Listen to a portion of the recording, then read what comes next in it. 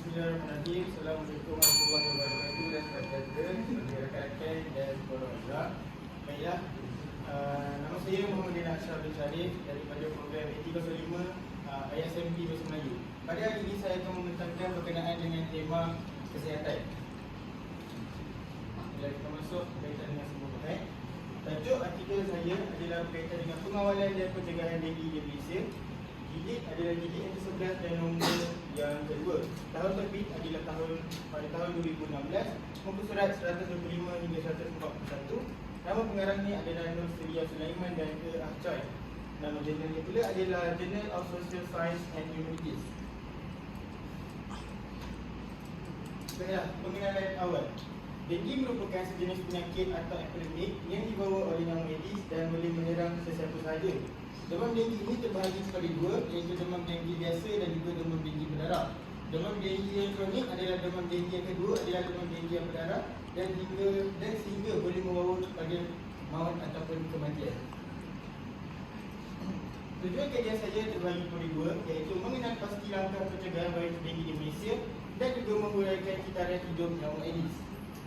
Kita masuk pada aditif yang pertama, iaitu langkahnya terbahagi kepada 4. Yang pertama adalah pengawasan denggi dengan melakukan notifikasi berkaitan dengan kes denggi melalui telefon kepada pejabat kesihatan yang terdekat.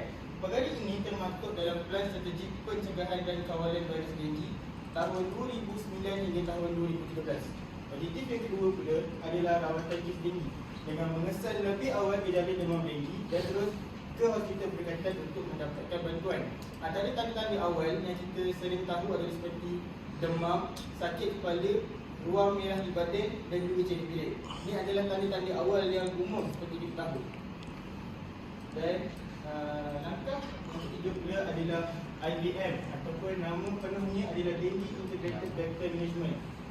IVM ini merupakan gabungan beberapa pihak seperti pihak kerajaan, NGO, swasta dan juga masyarakat untuk mengawal penyebaran wabak denggi yang disokong oleh WHO, iaitu World Health Organization. Ini secara tidak langsung akan membantu kita untuk menekan penyebaran wabak virus denggi. Dan langkah yang keempat adalah mobilisasi sosial dan komunikasi untuk denggi. Kali ini adalah berkaitan dengan penghantaran maklumat ataupun penyebaran maklumat melalui komunikasi antara pihak kerajaan dan juga masyarakat. Antara program yang dijalankan daripada mobilisasi sosial ini adalah COMBI ataupun nama saintifiknya adalah Communication for Behavioural Impact. Ini sekaligus akan membantu masyarakat daripada segi bagaimana dan cara untuk kita menekan wabak denggi. Baiklah, seterusnya adalah objektif yang kedua, iaitu berkenaan dengan kitaran hidup nyamuk Aedes. Ini terbahagi kepada 4. Yang pertama adalah proses pertama adalah telur. Kejadian telur ini berlaku apabila nyamuk betina akan bertelur dalam sumber air dan telur ini mampu bertahan selama. Telur ini akan menetas menjadi genetik selepas 2 hingga 7 hari. Proses yang kedua adalah kejadian titik jentik. Titik ini hidup di permukaan air dan jentik juga boleh hidup sehingga sebulan jika berada di sekitaran yang sejuk. Dan dia mampu berubah kepada peringkat yang ketiga, iaitu kepompong, dalam tempoh masa 3 hingga 4 hari. Kepompong ini mampu hidup di dalam air dan nyamuk Aedes akan keluar dari kepompong selepas 2 hari dan mula terbang. Dan proses yang terakhir adalah nyamuk Aedes dewasa. Antara nyamuk Aedes yang akan keluar daripada kepompong dan menjadi ejen penyebaran wabak denggi adalah Aedes dan juga Albopictus. Dan jangka hayat seekor nyamuk Aedes betina ini adalah selama 1 bulan dan dia mampu menetaskan telur sebanyak 100 biji sepanjang tempoh hayat dia. Kekuatan sumber bahan, penggunaan tata bahasa yang betul, contoh atau bukti yang diberikan sangat jelas dan diyakini kesahihannya, perincian maklumat yang sangat tersusun dan mudah dirujuk. Manakala, kelemahan sumber juga, gambar rajah tidak dilampirkan atau disertakan untuk memperlihatkan proses kejadian nyamuk Aedes dengan lebih jelas dan juga terperinci. Kesimpulannya, penyebaran virus denggi berpunca daripada nyamuk Aedes yang membiak di kawasan air yang bertakung. Pencegahan perlu dilakukan dengan memusnahkan tempat-tempat pergerakan nyamuk dewasa.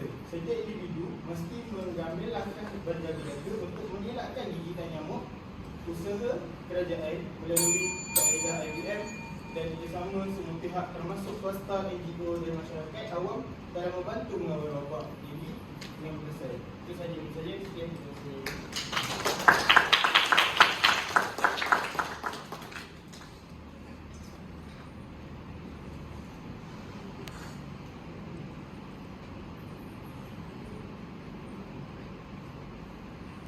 Darren Isaac. Soalan saya ialah golongan masyarakat yang manakah paling terjejas jika dikena demam ini? Pada pendapat saya, golongan yang mungkin akan terjejas apabila dijangkiti virus dengue ini adalah golongan warga emas ataupun golongan turun.